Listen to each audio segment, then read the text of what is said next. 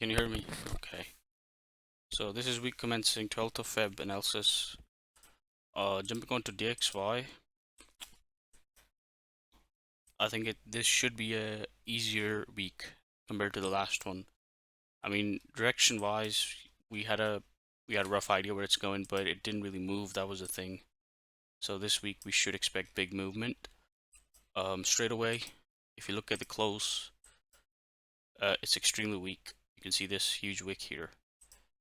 So we did try to go towards this monthly fair value gap first quarter point, and you just rejected off that cleanly.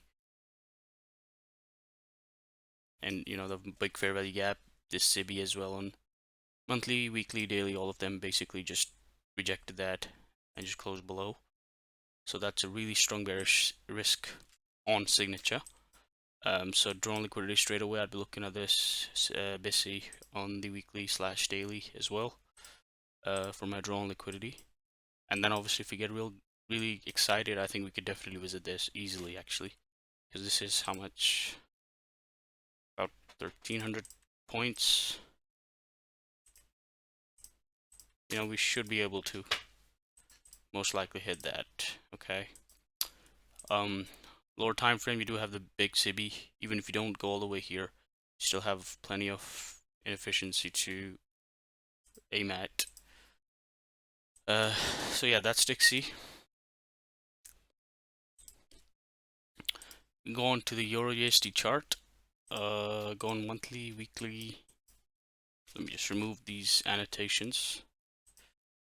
Again, same story here. If you go on the monthly chart, you can see that it literally touched it. It just closed extremely, you know, I don't want to say bullish, but it didn't lay the body below the low. Look at this. You know, didn't even go into it properly. Just touched it literally, the high of that. So that lends well to this idea of a raid on this high, because that's the key high. You have a big SIBI here as well in the 1 hour, 4 hour as well. If you go on the daily chart, obviously that's weekly high. I think we should have ease, you know, going up there. 111 pips isn't much. Should be able to jump up there easily, given there's going to be some news to accommodate us. So 12th of Feb. Monday doesn't have anything. You do have CPI. Straight away, we know the big movement is going to be on Tuesday. You do not want to be positioned ahead of that. I do want to see an easy trade on Monday.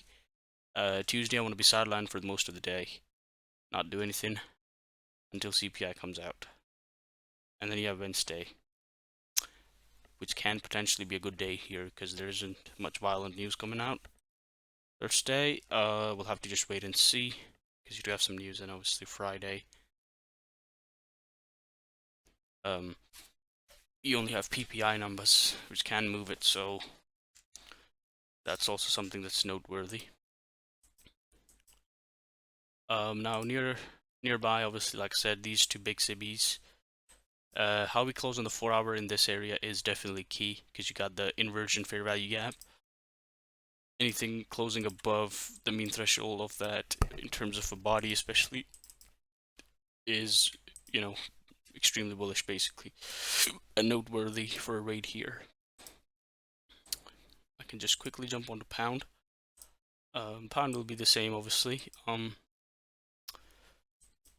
Again, eyes on this area in price, you know, in all the pairs. This SIBI here, near-term drawn liquidity, and of course the equal eyes are a bullseye. I wouldn't be surprised if pound for counterparty liquidity pairing takes out these two equal lows as well. Because pound can easily just wick, but still not close in that direction and just close way above that.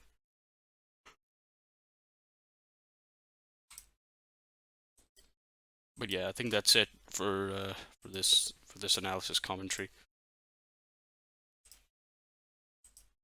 So in the closing, I would say is just remember your rules. 2 trades, more than enough.